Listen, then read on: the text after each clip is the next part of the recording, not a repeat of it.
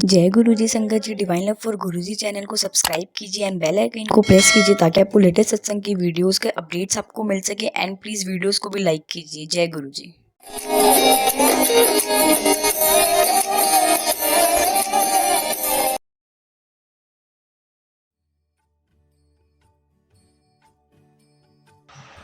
मैं आज पहली बार गुरुजी का सत्संग कर रहा हूँ। कोई भूल चूक हो जाए तो क्षमा करना मेरे को। और गुरुजी के सत्संग का नाम है गुरुजी दे नाल दिल दियां गल्लां। शनिवार की रात को मैं सो रहा था तो गुरुजी ने एक सपना दिखाया कि गुरुजी मेरे घर की दीवारों के ऊपर साक्षात चारों तरफ दर्शन दे रहे हैं। तो चारों तरफ दर्शन दे रहे हैं और ये सपना आ रहा था। चारों तरफ दर्शन हो रहे हैं, लाल गुलाबी हरे रंग के गुरुजी के स्वरूप सारी दीवारों पर गुरुजी साक्षात दर्शन दे रहे थे। फिर उसके बाद सपना आया कि गुरुजी मेरी छोटी बेटी के सिर के ऊपर लॉकेटों की वर्षा कर रहे हैं। फिर एकदम से गुरुजी ने मुझे नींद से जगा दिया। नींद से जगाने के बाद मैंने अपनी बेटी को बताया कि ऐसे ऐसे बात है, गुरुजी सपने में और घर की दीवारों पे दर्शन दे रहे हैं, लेकिन ऐसा कुछ दिख नहीं रहा। तो एकदम से मेरी छोटी बेटी गार्गी है, गार्गी एकदम से स्वरूप के पास जाती है। तो वो कहती है कि पापा पापा देखो गुरुजी के स्वरूप में ना परछाई बन रही है। तो एकदम से मैं देखता हूँ तो मैं एकदम से हैरान हो जाता हूँ। गुरुजी दर्शन दे रहे थे, साक्षात दर्शन हो रहे थे गुरुजी के। संगत जी आप विश्वास करना, मेरे पैर कांपने लगे। गुरुजी के साक्षात दर्शन हो रहे थे। फिर और दर्शन गहरे होते चले गए। दर्शन इतने गहरे होते चले गए कि गुरुजी के माथे पे एक लाइट दिखने लगी और गुरुजी बार बार अपना स्वरूप बदल रहे थे। कभी चलता हुआ, कभी साइड पोज वाला, कभी मुंह के ऊपर हाथ रखने वाला, और मतलब बहुत स्वरूप दर्शन चेंज हो रहे थे। फिर बाद में शिवलिंग के भी दर्शन हुए और शिवलिंग के ऊपर सर्प के दर्शन भी हुए। फिर एकदम से मैंने गुड़िया को बोला, अपनी बड़ी बेटी को, तू फटाफट हलवा बना, मैं चाय बनाता हूँ, गुरुजी दर्शन दे रहे हैं। आज तो कमाल हो गया। रात के 1:30 की बात है ये। संगत जी हमने फटाफट चाय बनाई, गुरुजी को भोग लगाया, हलवा बनाया। हलवा रखा गुरुजी के आगे तो एकदम से ओम बन गया, हलवे के अंदर ओम बन गया। हम और हैरान हो गए। बेटे के हाथ के ऊपर हलवा रखा तो बेटे के हाथ के ऊपर 7 बन गया। तो फिर गुड़िया ने बेटी मेरी बोला कि मैं फटाफट गुरुजी का कोई शब्द लगा देती हूँ, अमृत वेला भी हो जाएगा। मैंने कहा तू लगा। तो गुरुजी ने जो गुरुजी का सबसे ब्लेस सॉन्ग है, चल ऐश कर एक बारी कह दो गुरुजी जा ऐश कर, वो अपने आप लगवा दिया। हम और हैरान होते चले गए। फिर हम सब बैठ के वहाँ कीर्तन करने लगे गुरुजी का। गुरुजी ने बहुत मेहर की उस दिन रात को। ये पिछले शनिवार की रात की बात है। गुरुजी ने बहुत मेहर की, बहुत मेहर की। लख लख शुक्राना है गुरुजी का। गुरुजी बहुत दयालु है। मैं आपको बता नहीं सकता मेरे को कितनी बारी गुरुजी सपने में दर्शन दे चुके हैं, मैं बस बयान नहीं कर सकता। एक बार मैं द्वारिका गया था किसी को गुरुजी का स्वरूप देने, तो वहाँ पर सत्संग था। तो द्वारिका में सत्संग में मैं गया तो मुझे वहाँ चप्पलों के साथ पहले तो गुरुजी की जरी वाली जुत्ती दिखाई दी। ये कुछ 3-4 महीने पहले की बात हो गई। गुरुजी की जरी वाली जुत्ती दिखाई दी। और उसके बाद मैंने वहाँ बैठ के देखा कि गुरुजी स्वरूप में मुझे इतना दिखा रहे हैं कि जो पीले रंग का स्वरूप है उसमें मैं श्री हरि विष्णु देख लूँ और श्री हरि विष्णु हूँ, और जो वाइट रंग का स्वरूप लगा हुआ है इसमें मैं ब्रह्मा जी हूँ, और जो ब्लैक कलर का जो मैंने चोला डाला इसमें मैंने वागंबर ओढ़ा हुआ है, साक्षात शंकर भगवान हूँ। मेरे होश उड़ते चले गए लेकिन मैं वहाँ भूल गया। और इसी सत्संग से एक दिन पहले मुझे सपना और आया था कि गुरुजी एक सत्संग में आए हैं और किसी को, एक लेडीज को बोल रहे हैं कि चला मेरे पैर छू ले, सत्संग पूरा हो गया, आजा मेरे नकलो आशीर्वाद ले।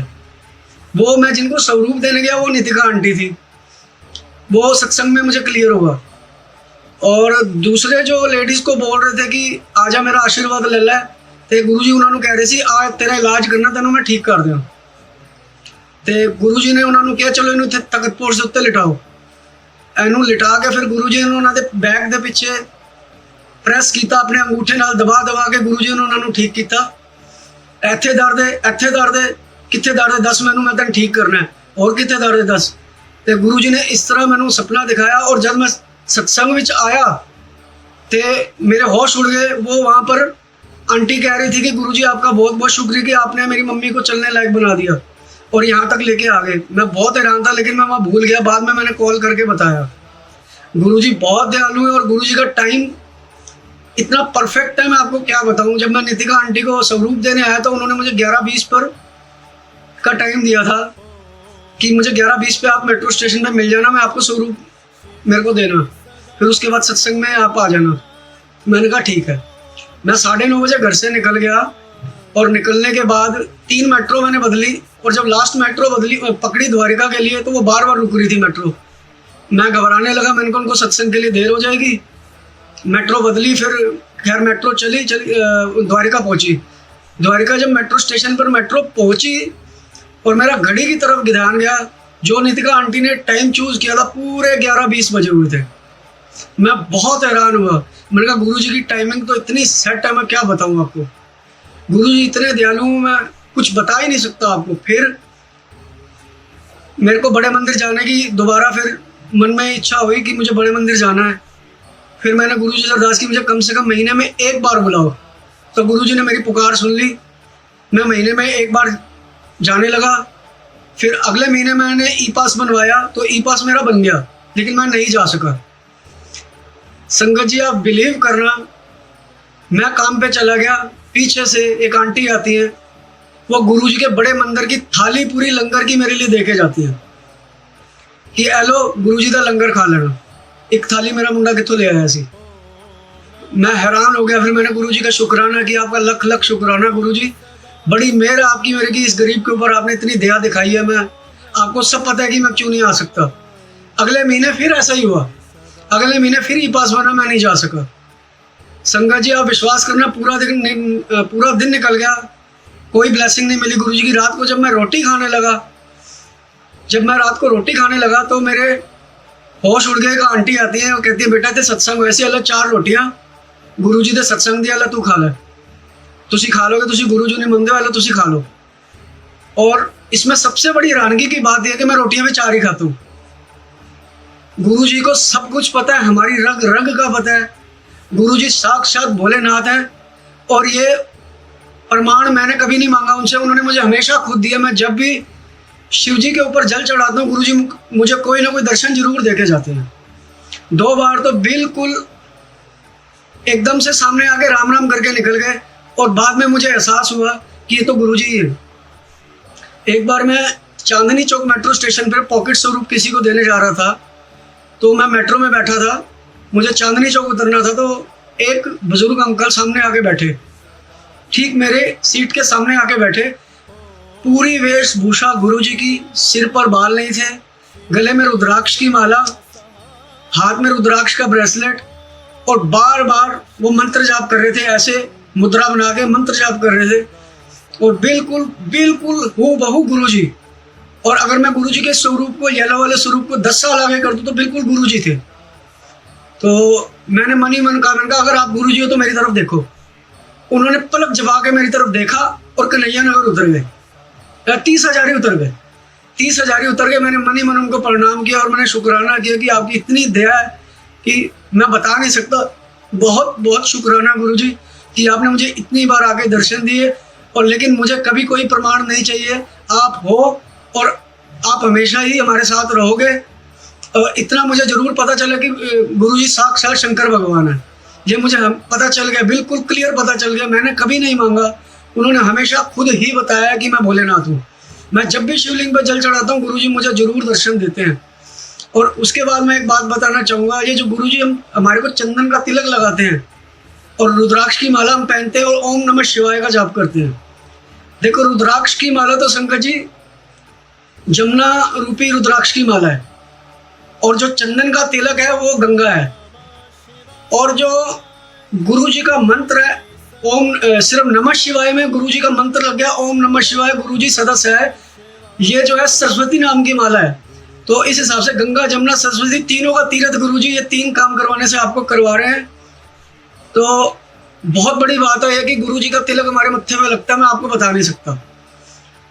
गुरु जी का तिलक लगना ये इस लोक नहीं, हमें परलोक में भी सार्थक करता है, क्योंकि मैंने ग्रंथों में पढ़ा है कि जिसके मत्थे पे शिव जी का या गुरु जी का तिलक लगा हो उसको यमराज छू भी नहीं सकते।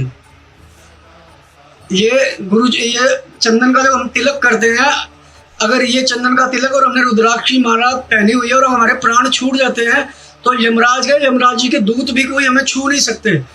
खुद शिव जी के दूत आएंगे, वो हमें लेके जाएंगे और हमें शिव नगरी लेके जाएंगे और शिव लोक तक पहुंचाएंगे और उत्तम योनि में हमारे को जन्म देंगे। और संगत जी, उत्तम योनि ही हमारे को जन्म हुई है जो गुरु जी के हमारे को स्वरूप के दर्शन हुए हैं। हम कुछ नहीं जानते हम गुरु जी से कब जुड़े हैं, ये सिर्फ और सिर्फ साक्षात गुरु जी या शंकर भगवान ही जानते हैं। मैं खुद भी नहीं जान रहा मेरे मुंह से क्या क्या निकल रहा है, गुरु जी सब मुंह से निकलवा रहे हैं, सब उन्हीं की महिमा है। यहाँ तक पहुँचाया, इतना सत्संग करवाया, मैंने कभी सत्संग नहीं किया, ये गुरु जी की मर्जी से हो रहा है, मेरी मर्जी से नहीं हो रहा। सब गुरु जी करवा रहे हैं और गुरु जी जानते हैं वो क्या करवाना चाहते हैं। गुरु जी के तिलक की बहुत महिमा है, गुरु जी के तिलक की महिमा बहुत ज़्यादा है। गुरु जी हमारा ये लोग नहीं, हमारा परलोक भी सार्थक कर रहे हैं, परलोक भी सार्थक कर रहे हैं। आप में इस बात को विश्वास मानो। और उसके बाद संगत जी, इतिहास गवाह है, जितने भी गा नाम के देवी देवता हुए हैं, गा से गौरी, गा से गंगा और गा से ही गिरजा। गिरजा माता पार्वती के घर का नाम है, अगर आपको पता तो गिरजा माँ पार्वती के बचपन का नाम है, माँ गिरजा। गिरजा बहुत सुंदर नाम है। गा से गिरजा, गा से गौरी, गा से गंगा, गा से गीता, गा से गोविंद, गा से गिरधर, गा से गुरु गोविंद, गा से गुरु नानक देव, अब गा से हमारे प्यारे प्यारे गुरु जी। कितना सुंदर अद्भुत संजोग है, कोई सोच भी सकता है कि गा नाम की कितनी महिमा है। और अब हमारे गुरु जी हैं, कितना प्यारा स्वरूप है गुरु जी का। जब देखो हंसते रहते हैं, जब देखो हंसते रहते हैं। एक बार उनका हंसता हुआ चेहरा देख लो, सब कुछ बंदा दुख तकलीफ भूल जाता है, सब कुछ दुख तकलीफ भूल जाता है। इतना खूबसूरत गुरु जी का चेहरा है।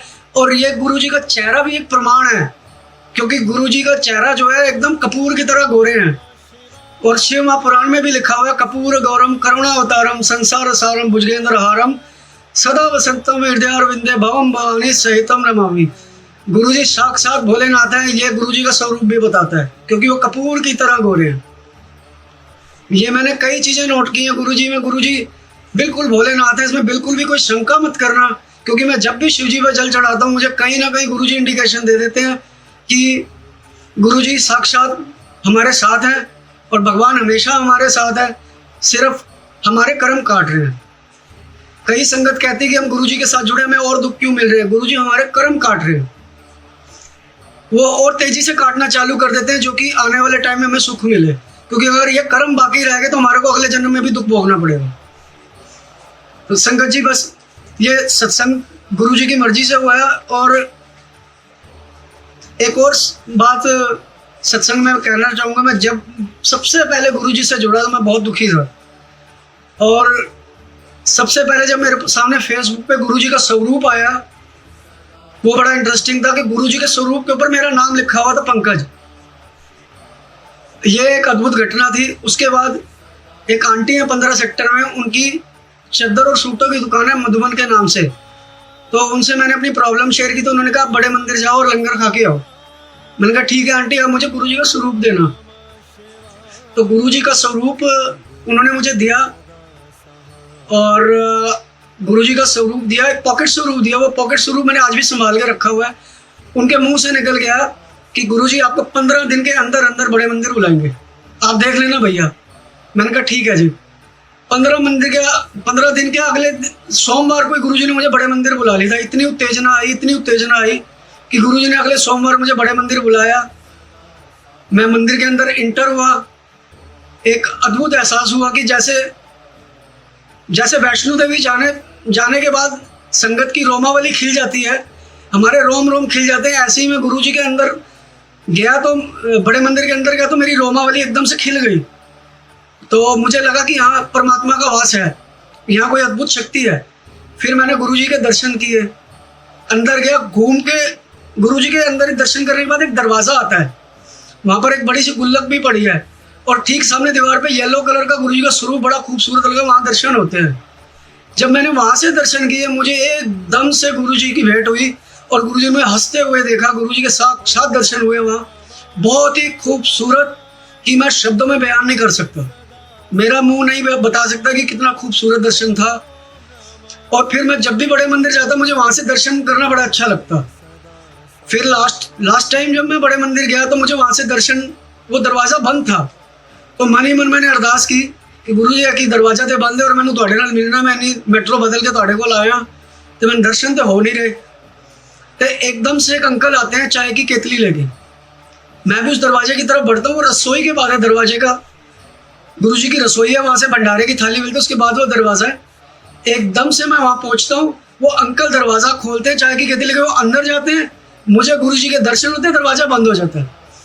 मैंने उसी टाइम फिर शुक्राना किया गुरु जी का कि बड़ी मेहरबानी आपकी कि आपने मेरी इतनी पुकार सुनी, बहुत बहुत शुक्राना।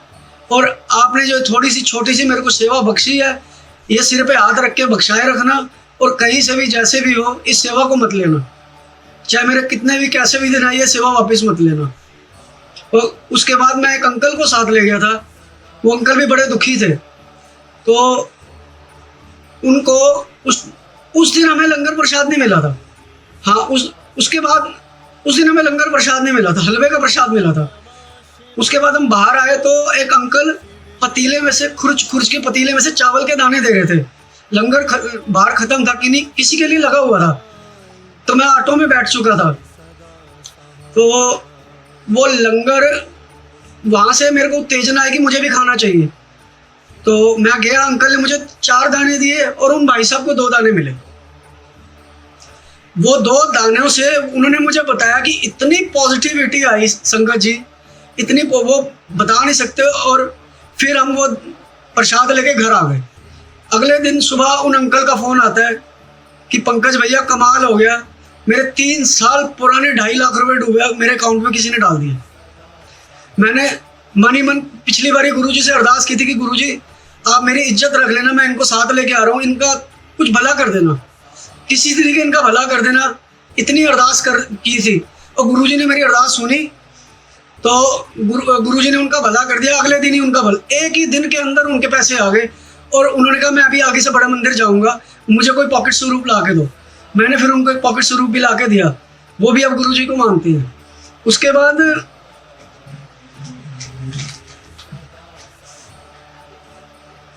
मेरे को गुरुजी ने 2 बारी ओम में दर्शन दिए। हमारे घर के अंदर गुरुजी का स्वरूप है, गुरुजी ने मुझे ओम में दर्शन दिए, तो वो भी बहुत खूबसूरत दर्शन थे। मैंने कईयों को फोटो भी डाली गुरुजी के ओम के दर्शन की। और गुरुजी बहुत दयालु हैं, सबके दुख दूर करेंगे। बस इतना ही कहना चाहूँगा कि जो भी संगत गुरुजी से जुड़ी है, आडंबर में ना आए, गुरुजी सिर्फ भाव के भूखे हैं, सिर्फ भाव के भूखे हैं। गुरुजी आडंबर में बिल्कुल ना आए, सिर्फ एक नाम गुरुजी या एक फूल चढ़ाने से भी वो प्रसन्न हो जाएंगे।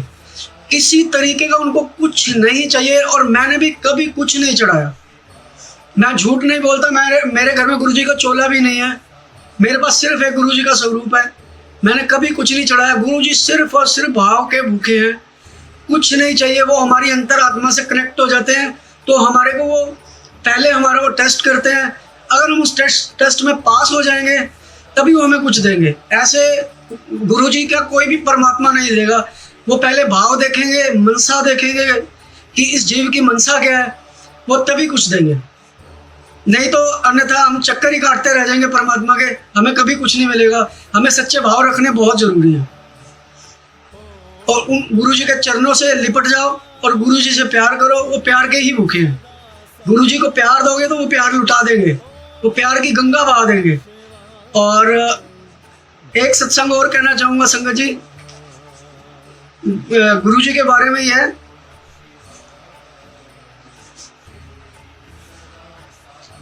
एक सच्चे दिल से अगर अरदास करनी हो तो कैसे करनी है? अपनी आंखें बंद कर लो और मन ही मन कल्पना करो कि हम बड़े मंदिर पे हैं या हम कैलाश पर्वत पे हैं। हाथ जोड़ो और मन ही मन माथे के बीच में गुरुजी का ध्यान करो, या शंकर पार्वती का करो या माता रानी का, जिस देवी देवता का अपने करना है आप ध्यान करो। सिर्फ एक बार उनकी मन में मूर्ति बसा लेना और आंखें बंद कर लो। आप 2 मिनट के अंदर उस जगह पे पहुंच जाओगे जहां आपको सिर्फ आंखें बंद करने से ही वहां के दर्शन हो जाएंगे। और ये दर्शन ऐसे होते हैं, हमारा शरीर 3 कारण का है। एक होता है स्थूल शरीर, एक होता है सूक्ष्म शरीर, एक होता है कारण शरीर। जो स्थूल शरीर होता है वो जो मृत शरीर होता है हमारा वो होता है, और जो कारण शरीर होता है ये जो हम कर्म कर रहे हैं वो शरीर है। और जो सूक्ष्म शरीर है, जो हम सो जाते हैं, जो हमें सपना आता है, वो सूक्ष्म शरीर जो है उस देवी देवता से जाके मिलता है।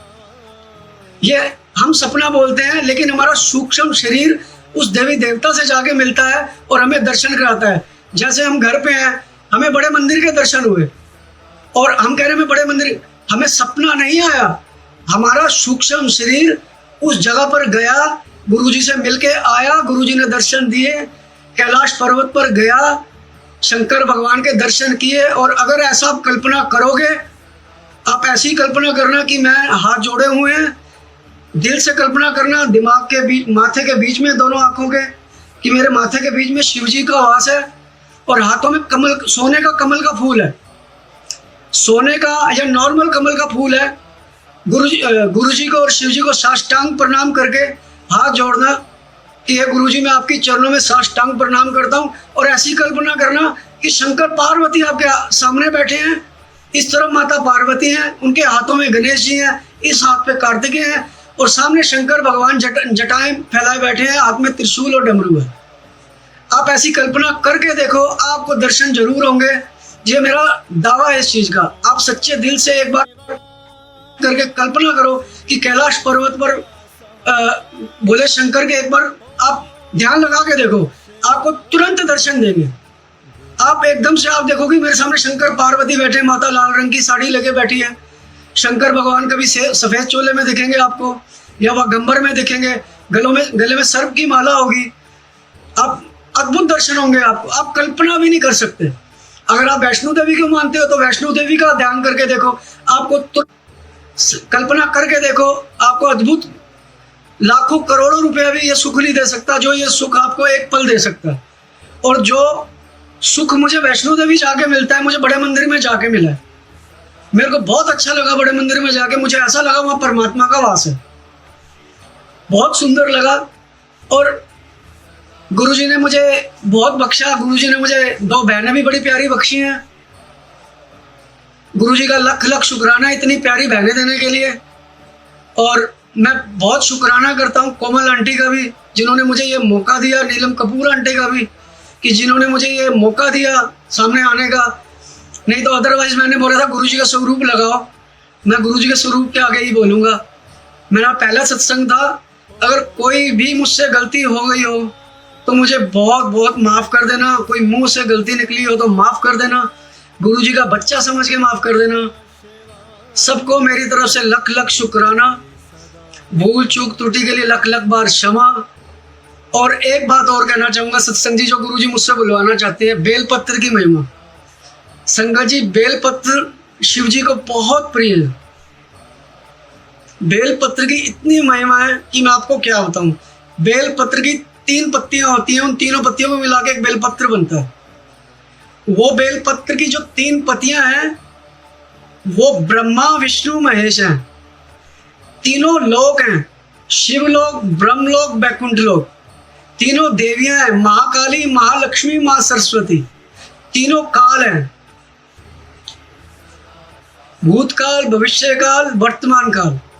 और मतलब शिव जी की 3 आंख है, त्रिनेत्र है, वो भी हमारे बेलपत्र में साबित होता है कि शिव जी की 3 आंखें। और शिव जी को बहुत प्रिय बेलपत्र, जो शिव जी को बेलपत्र चढ़ाता है वो बहुत ही सुख पाता है। और बेलपत्र की बहुत महिमा है, शिव जी को बेलपत्र बहुत प्रिय है। बेलपत्र इतना सुंदर है कि आपको मैं क्या बताऊं, जब माता पार्वती का शिव जी के साथ विवाह हुआ था तो माता ने 1000 वर्ष तक सिर्फ बेल पत्र खा के गुजारा किया था।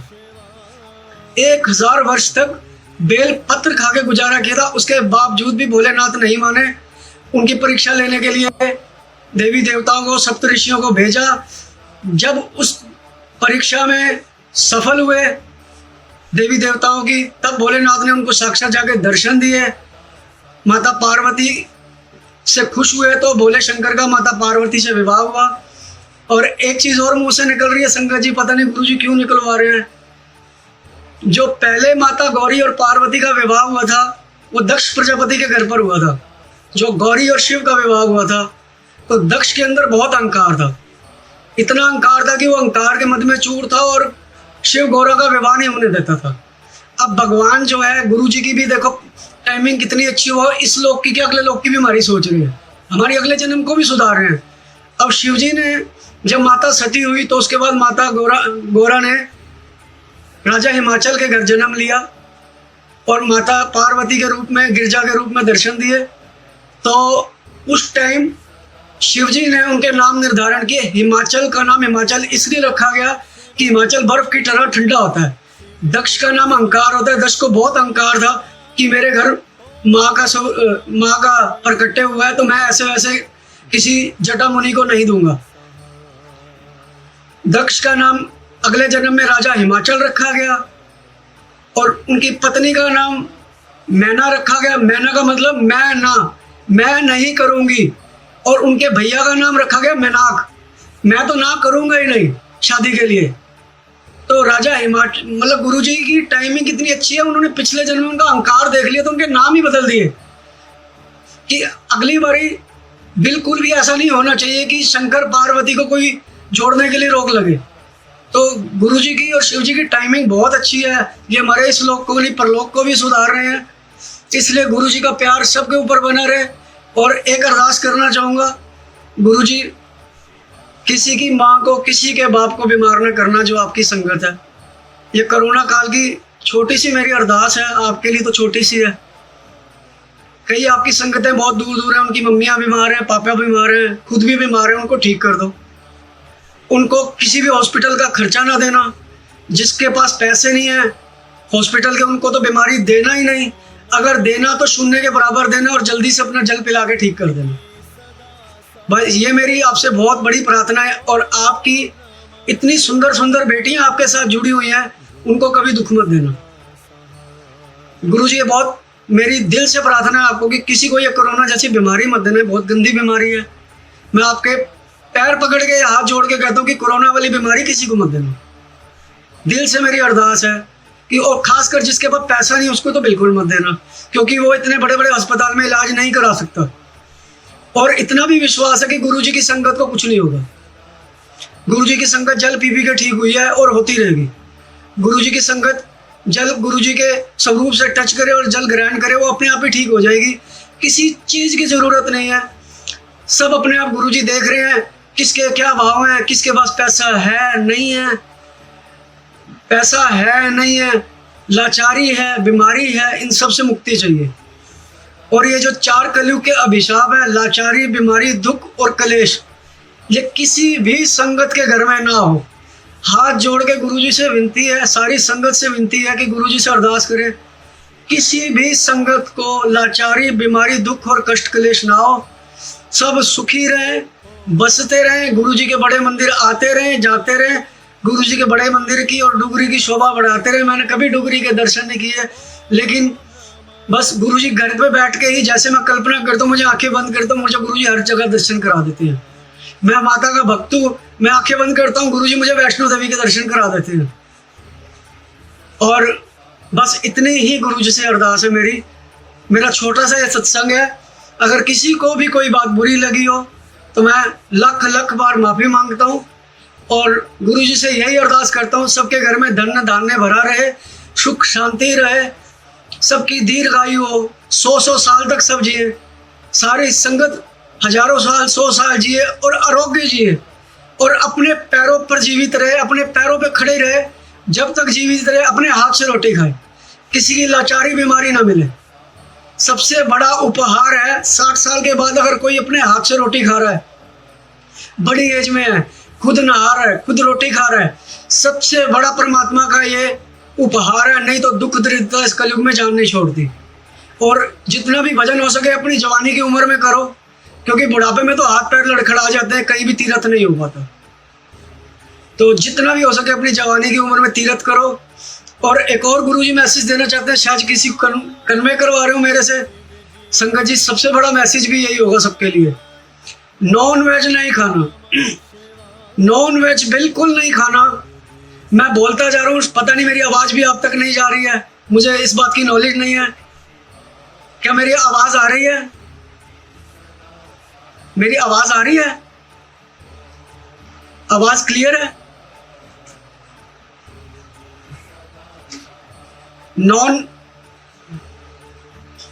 नॉन वेज नहीं खाना, कुछ भी हो जाए नॉन वेज नहीं खाना, क्योंकि गुरुजी का भी ये मानना है और परमात्मा का भी ये मानना है कि नॉन वेज नहीं खाना चाहिए। उसका सबसे बड़ा कारण ये है कि जब उस जीव को काटा जाता है उसकी चीख पुकार मचती है। आप अंदाजा लगा सकते हो, अगर एक मुर्गे को काटते हैं उसकी चीख पुकार मचती है वहां, जब वो तड़पता है और उसकी तड़पन उस जीव में ट्रांसफर हो जाती है जो वो खाता है, उस जीव में वो ट्रांसफर हो जाती है उसकी तड़प, और उस टाइम वो भूखा होता है, अपने बच्चों से जुदा हो जाता है, अपने बच्चों का भी छोड़ा सहता है, तड़पता है, भगवान से माफ़ी की मांगता है, नहीं मुझे छोड़ दो, मुझे छोड़ दो।